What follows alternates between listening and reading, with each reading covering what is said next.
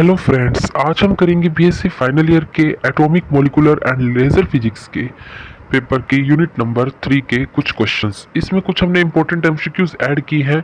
पिछले वीडियो में हमने टोटल 20 एमसीक्यूज करा दिए थे। उन्हीं से रिलेटेड जो एमसीक्यूज है वो भी आज हम करेंगे, जो कि लेज़र से ही रिलेटेड है। लेज़र टॉपिक्स पर कई सारे एमसीक्यूज बन जाते हैं, तो इसलिए जो कुछ स्पेसिफिक लेज़र सिस्टम्स होते हैं उन पर हमने आज के एमसीक्यूज डिस्कस करने हैं। तो पिछली बार के भी कुछ एमसीक्यूज इसमें शामिल हैं और उनका एक्सप्लेनेशन भी शामिल है। तो स्टार्ट करते हैं अपने क्वेश्चंस। फर्स्ट क्वेश्चन है, which of the following is unique property of laser. Which of the following is unique property of laser. Option number A है डायरेक्शनल, बी है स्पीड, सी है कोहेरेंस, डी है wavelength. तो इसका answer आएगा option number C, coherence. Coherence is a unique property of laser. Next question है, which of the following is an example of optical pumping. which of the following is an example of optical pumping. Option number है ruby laser, B है helium neon laser, सी है semiconductor laser, D है die laser. काफी important question है और इसका answer है option number ए, रूबे laser, क्योंकि रूबे लेजर पर एक कंप्लीट टॉपिक भी है। बुक में आपको मिल जाएगा अगर आप इसके बारे में ज्यादा पढ़ना चाहते हैं तो। इसकी रूबे लेजर की एप्लीकेशन, वर्किंग, सब कुछ। तो ऑप्टिकल पंपिंग का क्या एग्जांपल है? Ruby laser. नेक्स्ट क्वेश्चन है, when laser light is focused on a particular area for a long time, then that particular area alone will be heated. क्या ये बात सच है क्या गलत है? बताइए कि जब when laser is focused on a particular area for a long time, then that particular area alone be heated. This is true, this statement is true. यह सही आंसर है। नेक्स्ट क्वेश्चन है हमारा, calculate the wavelength of radiation emitted by an LED made up of a semiconducting material with band gap energy 2.8 electron volt. ये question पिछले video में भी था इसी तरह का। तो इसका आंसर आएगा, जब हम इसको सॉल्व करेंगे तो आएगा इसका आंसर हमारा ऑप्शन नंबर डी, 4430.8 एंगस्ट्रॉन। इसमें हमने वेवलेंथ को कैलकुलेट करना था, जो एलईडी के द्वारा रेडिएशन की वेवलेंथ को कैलकुलेट करना है, जो कि एलईडी के द्वारा एमिट की गई है। और ये जो एलईडी है वो किसकी बनी हुई है? सेमीकंडक्टिंग मटेरियल की, जिसकी band gap energy 2.8 electron volt. जब हम इसको सॉल्व करेंगे तो आंसर आएगा 4430.8 एंगस्ट्रॉन। नेक्स्ट क्वेश्चन देखिए, calculate the number of photons from green light of mercury, lambda equal to में 4961 angstrom required to do 1 joule of work. Calculate the number of photons from green light of mercury. Lambda equal to में wavelength दे रखी है 4961 angstrom required to do 1 joule of work. उसको solve करने पर answer आएगा option number B, 2.4961 multiply 10 ratio power 18 पर metre cube. 2.4961 multiply 10 ratio power 18 by मतलब पर मीटर क्यूब, और इसका आंसर ऑप्शन नंबर बी।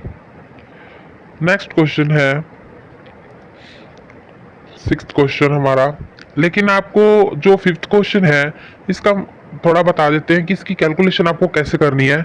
तो इसकी एक्सप्लेनेशन में हम देखेंगे तो हमने निकालना क्या है, नंबर ऑफ फोटॉन्स निकालने हैं। तो हम इसमें फॉर्मूला यूज करेंगे, ई इक्वल टू में एच सी बाय में लैम्डा, एच प्लैंक्स कांस्टेंट हो गया। तो ई इक्वल टू में फिर किसके इक्वल आ जाएगा, हमें वैल्यू रखनी पड़ेगी उसकी 4.006 मल्टीप्लाई 10 रेशो पावर -19 जूल्स। जो ई की वैल्यू होती है वो हमारी ये आएगी। और नंबर ऑफ फोटॉन्स रिक्वायर्ड, जो नंबर ऑफ फोटॉन्स कितने हैं, 1 जूल। तो क्या हो जाएगा 1 joule by 4.006 multiply 10 ratio power -19। तो यहाँ से एन की वैल्यू क्या आ जाएगी, 2.461 मल्टीप्लाई 10 रेशो पावर 18। ठीक है, तो यहाँ से ये वैल्यू अपनी आ जाती है और यही हमारा आंसर है। ज़्यादा फर्क नहीं है, 2.4961 आएगा जब हम इसको सॉल्व करेंगे। सॉरी, 2.4961 मल्टीप्लाई 10 रेशो पावर 18, और ई की वैल्यू यहाँ पर है 4.006 मल्टीप्लाई 10 रेशो पावर -19 जूल, और फॉर्मूला लेगा ई इक्वल टू में एच सी बाय में लैम्डा। नेक्स्ट क्वेश्चन हमारा sixth, which of the following can be used for generation of laser pulse. ये पिछली वीडियो में भी आ चुका है, तो आप हमें इसका आंसर कमेंट बॉक्स में लिखकर बताएं। अगर आपने पिछले वीडियो को ध्यान से सुना होगा तो इसका आंसर आप आसानी से दे सकेंगे। Which of the following can be used for generation of laser pulse. Next question है, what is the need to achieve population inversion. What is the need to achieve population inversion. इसका answer क्या आएगा? इसका answer आएगा option number A, to excite most of the atoms. ये भी पिछली video में आ चुका है, to excite most of the atoms. Next question है, laser is called a non material knife. Laser is called as a non material knife, this is true और false? This is true. Laser को हम non material knife भी कहते हैं। ऐसा क्यों कहते हैं, इसका एक्सप्लेनेशन सुनिए। In laser surgery without knife bloodless operation cutting tissues etcetera can be made, hence laser is called non material knife. Laser surgery के अंदर क्या होता है, बिना चाकू के, बिना खून बहाए, वही जो ऑपरेशन करते हैं खून बहाना पड़ता है उसमें, मतलब निकालना पड़ता है, ऐसा कुछ किए बिना, टिश्यूज को कट किए बिना ही जो हम लेजर से क्या कर सकते हैं, ऑपरेशन को सक्सेसफुली कर सकते हैं, सर्जरी को। तो उस वजह से इसे हम नॉन मटेरियल नाइफ भी बोलते हैं। Next, DVD uses the laser. DVD भी लेजर का यूज करता है, ये बात भी सच है, ट्रू ऑप्शन नंबर ए। क्यों, कैसे? A DVD player contains a laser. DVD player के पास एक लेजर होती है। By moving the lens longitudinally different depths can be reached in disc. ठीक है। In order to make room can be room for a lot of information on every disc, the beam has to focused on as small on an area as possible. This cannot be done with any other light of source.